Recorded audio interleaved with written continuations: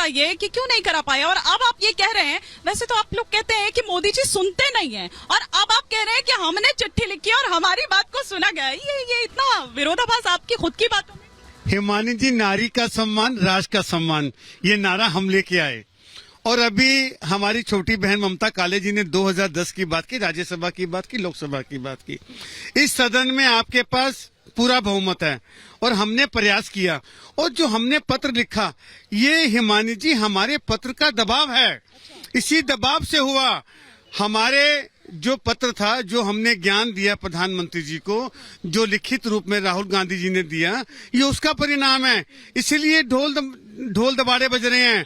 जो ढोल दबाव, क्योंकि मैं भी उत्तराखंड से आता हूँ। ढोल दबाव वो इसी प्रकार से हो रहा है। ये खुशी की बात है। अच्छा, इसमें तो खुश होना चाहिए सभी पक्ष को भी कि अगर कांग्रेस खेमे में, इंडिया खेमे में अगर इस प्रकार से खुशियां मनाई जा रही हैं, लड्डू बांटे जा रहे हैं, तो कहीं ना कहीं ये भी तो सम्मान है प्रधानमंत्री। ये बताइए, कांग्रेस खेमे में तो मनाई जा रही है, लेकिन क्या इंडिया गठबंधन जो आपका है उसमें मनाई जा रही है? उस पर आऊंगी, लेकिन ममता जी कुछ रिएक्ट।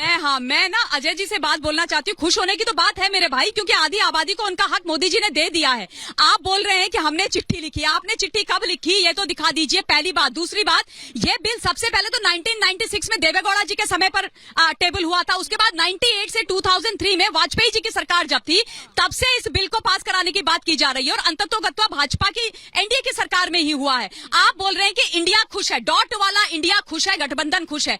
आप ही के गठबंधन को मार्शल आउट करवाना पड़ा था सोनिया गांधी जी को 2010 में लोकसभा से, क्योंकि लालू प्रसाद यादव, अखिलेश यादव और ममता बनर्जी ने बोला कि हम नहीं करेंगे इसको पास, हम नहीं होने देंगे पास। तो आप क्या बात कर रहे हैं? कुछ सवाल भी उनके हैं, जैसे कि कॉपी देने की बात को लेकर, और साथ ही साथ ये भी कि इसका फायदा दरअसल अभी नहीं मिलेगा, इसका फायदा जाकर 29 में मिलेगा। तो क्या ये भी जुमला? इस पर मैं आऊंगी, लेकिन एक बड़ी खबर इस वक्त आ रही है, और वो ये है कि महिला आरक्षण बिल जो है, इस पर दरअसल कल 7 घंटे चर्चा होगी। ये इस वक्त की बड़ी खबर आ रही है। लोकसभा में चर्चा के लिए 7 घंटे निर्धारित किए गए हैं। बिल पर बहस के बाद वोटिंग होगी। ये इस वक्त की बड़ी खबर आ रही है महिला आरक्षण बिल को लेकर, जिसे आज टेबल किया गया केंद्रीय मंत्री अर्जुन राम मेघवाल द्वारा। महिला आरक्षण बिल के लिए कल 7 घंटे जो है वो दरअसल तय किए गए हैं, और 7 घंटे इस पर चर्चा होगी। लोकसभा में चर्चा के लिए 7 घंटे निर्धारित। बिल पर बहस के बाद वोटिंग भी होनी है।